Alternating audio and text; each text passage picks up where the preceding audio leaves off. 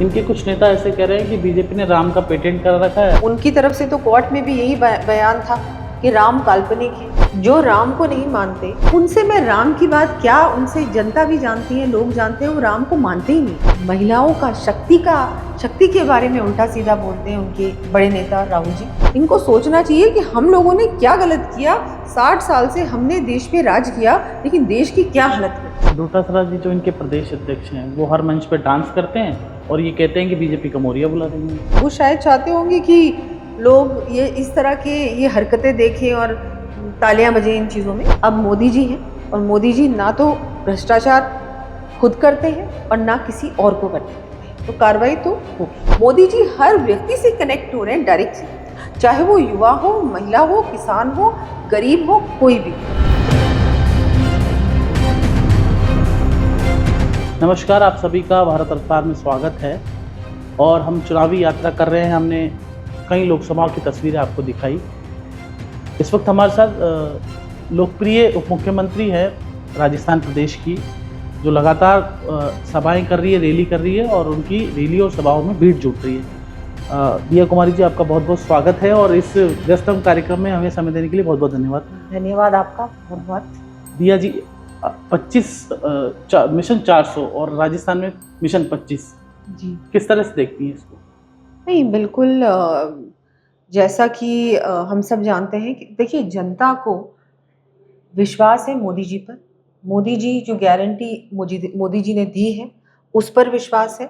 और जो 10 साल में काम हुआ है हमारे देश में, कानून भी बने हैं ऐसे हमारे देश में, जो भी चेंजेस आए हैं, परिवर्तन आए हैं, वो ये जनता ने देखा है, लोगों तक पहुंचा है।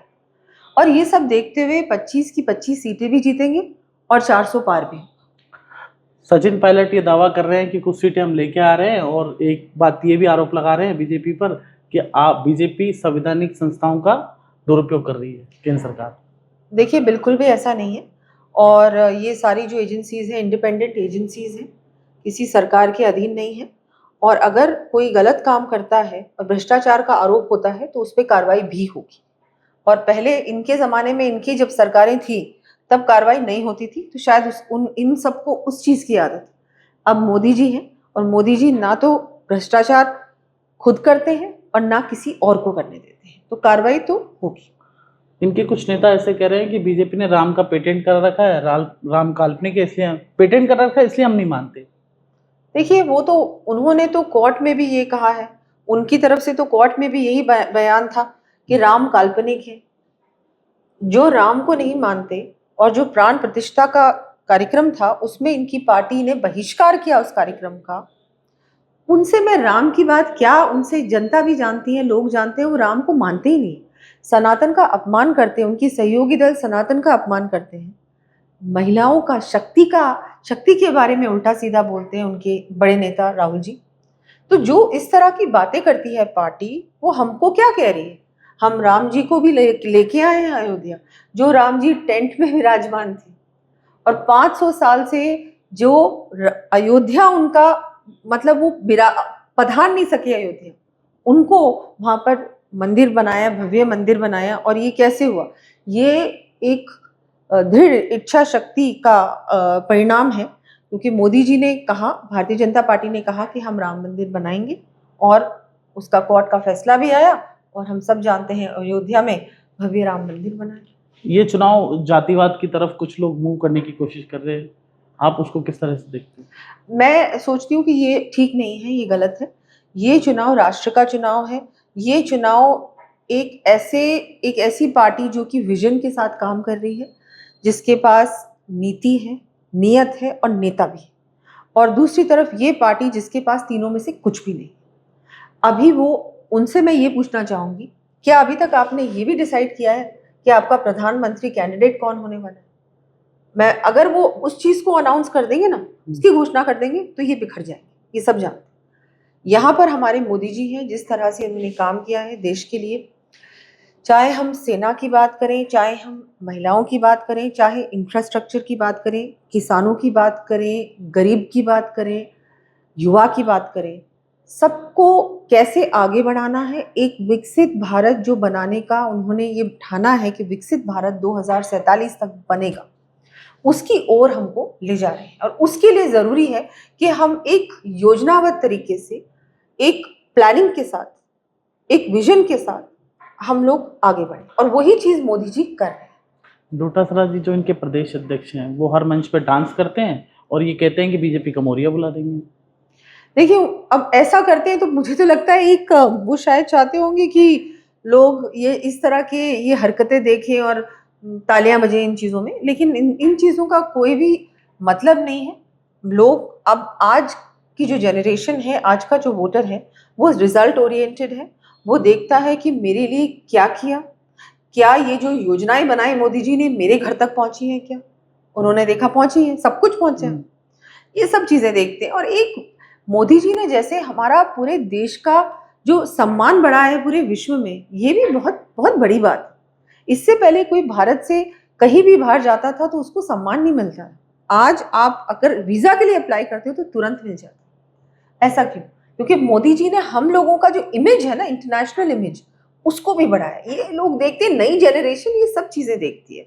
मोदी जी हर व्यक्ति से कनेक्ट हो रहे हैं डायरेक्टली, चाहे वो युवा हो, महिला हो, किसान हो, गरीब हो, कोई भी, सबसे डायरेक्ट उनका कनेक्शन है। तो ये सब देखते हैं लोग। इन लोगों की बातें कौन सुनता है? मुझे लगता है इनको ये सब छोड़ देना चाहिए। इनको तो अभी इंट्रोस्पेक्ट करना चाहिए। इनको सोचना चाहिए कि हम लोगों ने क्या गलत किया। 60 साल से हमने देश पे राज किया, लेकिन देश की क्या हालत कर दी। कांग्रेस के नेता रैली और सभाओं में बोल रहे हैं कि संविधान खत्म कर देंगे और आरक्षण खत्म कर देंगे। इस पर आपका क्या कहना है? जी, ऐसा कुछ नहीं होने वाला। आरक्षण खत्म नहीं होने वाला। मोदी जी ने साफ साफ कहा है कि हम लोग ऐसा बिल्कुल नहीं करेंगे। ये गलतफहमी फैला रहे हैं, अफवाहें इस तरह की उड़ाना और लोगों को भ्रमित करना, क्योंकि वो उनको मालूम है कि और तो कुछ बोल ही नहीं सकते, तो झूठ बोलो। जैसे पहले झूठी घोषणाएं की, अब झूठी बातें करो। और लोग इन चीजों में नहीं आने वाले बिल्कुल। ये बताइए मैम, पहले ही जो मतदान सीटों पे हुआ 12 सीटों में, उसमें वोटिंग परसेंट डाउन गया है। आप जनता से क्या अपील करेगी, क्योंकि मतदान प्रतिशत डाउन गया है और मताधिकार का प्रयोग हर व्यक्ति को करना चाहिए। हम भी अपील कर रहे हैं लगातार। आपका क्या कहना है? जी, नहीं नहीं, बिल्कुल बहुत ज़रूरी है, बहुत आवश्यक है कि अपने मत का प्रयोग आप ज़रूर ज़रूर करें। ये आपका अधिकार है, और ये 5 साल में एक बार ही आता है, तो इसको बिल्कुल घर पे नहीं बैठना है। सबको सुबह-सुबह जाकर वोट ज़रूर डालना है, और अपना भी वोट डालें, अपने परिवार का भी डालें, और अपने आस-पड़ोस से भी सबको लेके इस ये जो उत्सव है हमारा, ये महापर्व है हमारे लोकतंत्र का, उसमें भागीदारी अपनी ज़रूर निभाएँ। एक राजनीति से इधर हट के सवाल है मैम, आप प्रिंसेस हैं, 5 साल आपने सवाई माधोपुर में सेवा की, राजसमंद में की, सब लोग आपसे अभी भी कनेक्टेड हैं, वेल कनेक्टेड है। आपने वहाँ भी बहुत सारी सुविधाएं सवाई माधोपुर में भी दी, राजसमंद में भी दी। तो एक राज परिवार के सदस्य होने के बावजूद इतना समय देना, ये कैसे सब मैनेज कर पाती हैं? नहीं, मुझे लगता है ये सब मैंने अपने परिवार में देखा है। मेरे जो पिताजी थे वो सेना में थे, और वो इतने कमिटेड थे, डेडिकेटेड थे कि नहीं, मुझे लोगों का काम करना है, मुझे पहले उनके बारे में सोचना, फिर अपने बारे में सोचना। अपने कम्फर्ट के बारे में नहीं, उनके कम्फर्ट के बारे में। ये मैंने बचपन से देखा है। फिर मेरी दादी जी भी पॉलिटिक्स में थी, वो भी बिना किसी स्वार्थ के काम करती थी। दादाजी भी थे, मेरी माताजी भी सबसे पहले देखती हैं घर में, क्योंकि अभी वो तो पॉलिटिक्स में नहीं है, लेकिन कभी भी कोई उनके पास आता है कि भाई मुझे ये समस्या है, ये है, तो तुरंत वो बोलती नहीं, मुझे तो मदद ही करनी है इनकी, चाहे कुछ भी हो। तो ये चीज़ें, मतलब मुझे लगता है संस्कार होते हैं जो मैं बहुत-बहुत, मतलब मेरे पूर्वजों का, माता-पिता का, सबका धन्यवाद दूँगी कि उन्होंने मुझे बचपन से ये सिखाया। और अपने आप को इतना ज़्यादा नहीं सोचना चाहिए, चाहे कोई भी पद मिल जाए आपको।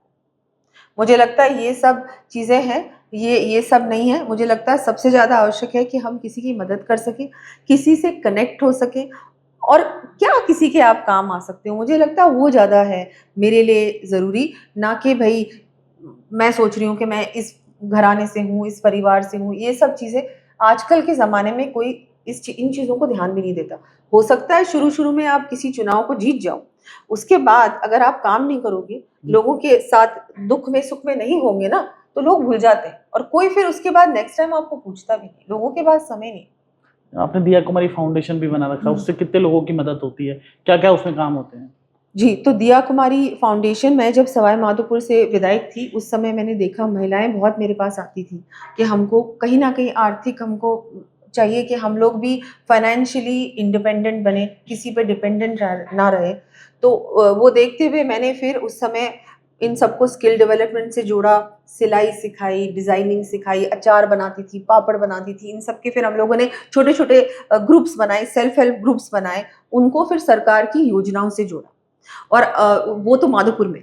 उसके बाद जयपुर में भी मेरा सेंटर है। अब 5-6 सेंटर्स हैं मेरे पूरे राजस्थान में, और उस जगह में हम वो देखते हैं कि वहाँ पर क्या है जो वहाँ की स्पेशलिटी है और उन महिलाओं को क्या अच्छा आता है। फिर उनको हम लोग और ज़्यादा ट्रेनिंग देते हैं। ट्रेनिंग देने के बाद उनको डायरेक्टली मार्केट से जोड़ते हैं।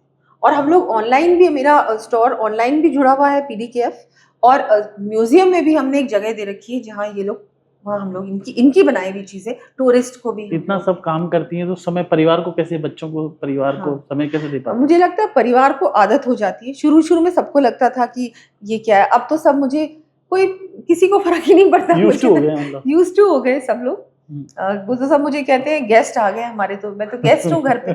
क्योंकि मैं दोनों, मेरी जो विधानसभा भी थी और फिर लोकसभा भी थी, जो दोनों घर से बहुत दूर थी, तो वो मैं ज्यादातर वहीं रहती थी या दिल्ली होती थी, तो आदत पड़ जाती है। और अब तो मेरे घर पे ही हो गई है विधानसभा। बेटी बचाओ की आप ब्रांड एम्बेसडर रही हैं, मुझे ध्यान है, रिमेम्बर कि आप 2013 के आसपास जब आप आई थी राजनीति में, तो अभी भी उस विषय पे काम चल रहा है क्या? अब उस विषय पे हमारी सरकार काम करेगी, और मोदी जी पूरी तरह से बेटी बचाओ बेटी पढ़ाओ में इतना ज्यादा अच्छा काम हुआ है, केंद्र सरकार ने किया है। हमारी जो सरकार राजस्थान में थी उस समय बहुत अच्छा काम हुआ था। जो हमारी जो फीमेल मोर्टेलिटी रेट थी उसमें भी बहुत फर्क आया था। जो एक जो डिफरेंस था मेल चाइल्ड और फीमेल चाइल्ड में, वो भी हमारा एक समान हो चुका था। उल्टा फीमेल चाइल्ड ज्यादा हो रही थी, लोगों में जागरूकता बढ़ी थी, लोग अपने बच्चियों को पढ़ाने लगे थे, उनको हायर एजुकेशन के लिए भी भेजने लगे थे। तो वो सारी चीजें जब हमारी सरकार राजस्थान में थी उस समय आया था। अब बीच में 5 साल ये सब नहीं हुआ, इस पे कोई काम नहीं हुआ। अभी हमारी फिर से सरकार है, तो पूरी कोशिश करेंगे कि इस पे काम हो, और जो ये बेटी बचाओ बेटी पढ़ाओ का पूरा जो हमारा ये योजना है, वो एक अभियान है, ये बहुत सक्सेसफुली राजस्थान में फिर से शुरू। नारी शक्ति अधिनियम आया है, आप किस तरह से देखती हैं प्रधानमंत्री जी? बहुत बहुत बड़ा ये जो महिलाओं को वरदान दिया है मोदी जी ने, बिल्कुल बहुत बड़ी, बहुत मुझे लगता है ना केवल मैं, हर महिला बहुत ही ज़्यादा धन्यवाद दे रही है मोदी जी को कि आपने हमारे बारे में सोचा। हमको अब संसद में भी, हमको अब हर विधानसभा में भी एक हमारी बात रखने का मौका मिलेगा।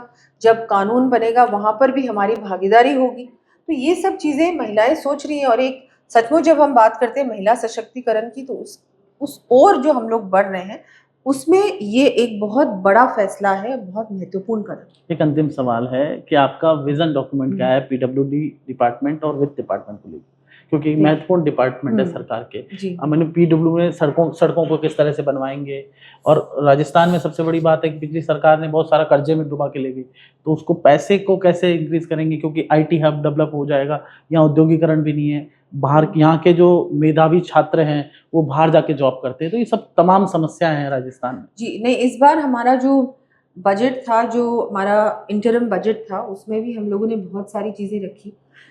हर क्षेत्र में हम लोगों ने हर क्षेत्र को इसमें शामिल किया था, चाहे एजुकेशन हो, रोड्स हो, इंफ्रास्ट्रक्चर हो, बात हम लोग महिला बाल विकास की करें उसके लिए, हेल्थ के लिए, सब चीज़ों को। तो उसमें हम लोगों ने बजट एलोकेट भी किया है कि अलग अलग हम लोगों को क्या करना है।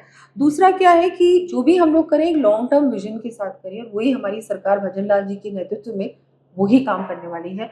25 साल के विजन के साथ, कम से कम 25 साल। तो जो सड़कें बनेंगी वो ऐसी सड़कें ना हो जो 2 साल 3 साल में टूट जाए।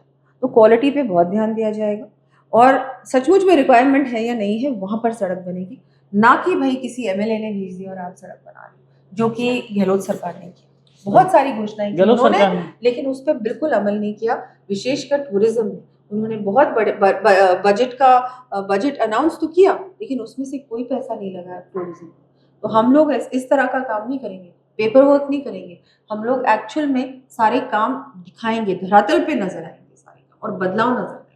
जॉब्स में भी मैं कहूँगी आपको कि फर्स्ट फेज में हमने 70,000 भर्तियां हैं, उनको भी हमने भरने का इस बार मैंने जब बजट अनाउंस किया था उसमें मैंने ये बात रखी। में ये अशोक गहलोत सरकार जब थी, उससे पिछली सरकार बीजेपी की थी, तो टोल माफ़ हुए थे। अशोक गहलोत ने आके स्टेट टोल फिर लगा दिए हैं और उनके ही उप मुख्यमंत्री विरोध कर रहे थे, सचिन पायलट, कि ये स्टेट टोल नहीं होना चाहिए।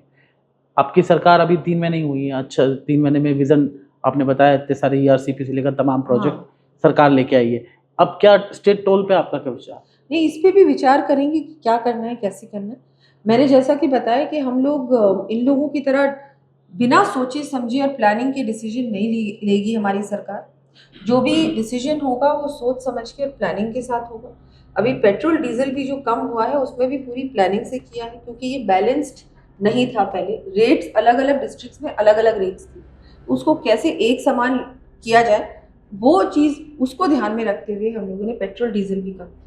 वैसे ही और भी जो भी ये सब चीज़ें हैं, इसको भी एक प्रॉपर प्लानिंग के साथ और एक कलेक्टिव डिसीजन से इन सब मोदी जी को कई लोग आपके भागीरथ कहने लगे हैं। ईआरसीपी योजना आई, हर घर जल नल योजना, बहुत सारे राज्यों में जल नल घर, हर घर जल योजना पहुंच गई है, हर घर तक नल पहुंच गया है। लेकिन राजस्थान के, पश्चिमी राजस्थान में आज मैं भी जाके आया था, तो बाड़मेर, जालोर अभी भी समस्याएं हैं, उनको दूर करने का कोई आपका नहीं नहीं, बिल्कुल वहाँ तक भी पानी पहुँचाने का जो है उस पर भी काम किया है। और जहाँ भी लगता है, क्या है कि ये जो जल जीवन मिशन, इसमें बहुत पैसा आया राजस्थान में, लेकिन वो पैसा लगा नहीं, उसमें घोटाला भी बहुत बड़ा हुआ है, सब जानते हैं। उसमें अब उसको कैसे इम्प्लीमेंट किया जाए, और जो सोर्स है पानी का, वो सोर्स सबसे पहले तो उसको आइडेंटिफाई करके वहाँ से पानी आप लिफ्ट करके या जिस भी तरह से आप उसको एक्चुअल में घर तक पहुँचाओ। अभी क्या है कि पाइपलाइंस तो लग चुके हैं, लेकिन जो पानी का सोर्स है वो अभी तक प्रॉपर्ली उसकी प्लानिंग नहीं हुई, वो उस पे जो काम होना चाहिए था वो नहीं। आपका कहने का मतलब है केंद्र सरकार से पैसा आया था, लेकिन इन लोगों तात्कालीन ने कांग्रेस नहीं सरकार किया, ने बिल्कुल नहीं। जल जीवन मिशन में हार्डली बहुत कम यहाँ पर काम हुआ है राजस्थान में। मुझे लगता है कि बहुत ही लास्ट के हम लोग स्टेट्स होंगे जिसमें सबसे कम काम हुआ होगा वो राजस्थान, क्योंकि स्टेट गवर्नमेंट करना ही नहीं चाहती। कितनी कोशिश की केंद्र सरकार ने, लगातार मीटिंग्स भी की इनसे, इनके मंत्रियों से, मुख्यमंत्री से, लेकिन उनको करना ही नहीं था, उनकी मंशा ही नहीं। तो ये थे हमारे साथ दिया कुमारी, जिन्होंने खास बातचीत की, जिनका साफ तौर पे कहना था कि केंद्र सरकार की मिशन है, विज़न भी है कि हर घर नल हो, जल हो, लेकिन कांग्रेस की तात्कालीन सरकार ने कार्य नहीं करने दिया। साथ ही इन्होंने बताया कि इनका विज़न और मिशन क्या है, और साथ ही किस तरह से मेहनत करके पूरे सिस्टम को मैनेज करती हैं। पहले राजसमंद में किया, और अब उससे पहले सवाई माधोपुर में किया, और अब लगातार पूरे राजस्थान में दौरे कर रही है। जितेश जेठमलानी, राजसमंद, राजस्थान।